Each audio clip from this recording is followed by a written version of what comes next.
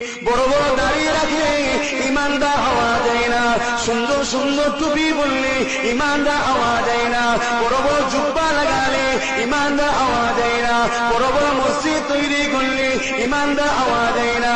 এ মুসলমানের ছেলে মেয়েরা, আকীদা যার রয়েছে সুন্নাত ওয়াল জামাতের উপরে, সেই হলো ইমানদার, সেই হলো জান্নাতি, সেই হলো আল্লাহর পক্ষে, সেই হলো নবীর পক্ষে। তার উপরে আল্লাহর দয়া, নবীর দুয়া সবটাই রয়েছে।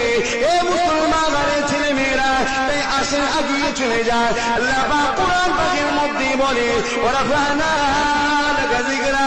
এ বিশ্বের মানুষেরা, আমি আল্লাহ পাক তোদেরকে জানিয়ে দিই, তোরা আমার বন্ধুকে চিনেলে, আমার মুহাম্মদকে চিনেলে, তোরা যদি আমাকে পেতে চায়, নাজাত পেতে চায়, একটা মনের উপরে আমি আল্লাহ পাঠিয়েছি। লাকাদ কানা লাকুম ফি রাসূলিল্লাহি উসওয়াতুন হাসানা। ওই মডেলটা হলো মুহাম্মদ রাসূলুল্লাহ।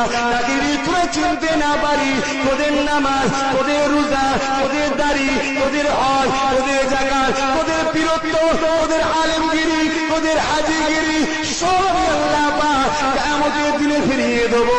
তাহলে আল্লাহ দরবারে নাজাত পেতে গেলে প্রথম যিনাকে দরকার, তিনি হলেন মুহাম্মদ রাসূলুল্লাহ।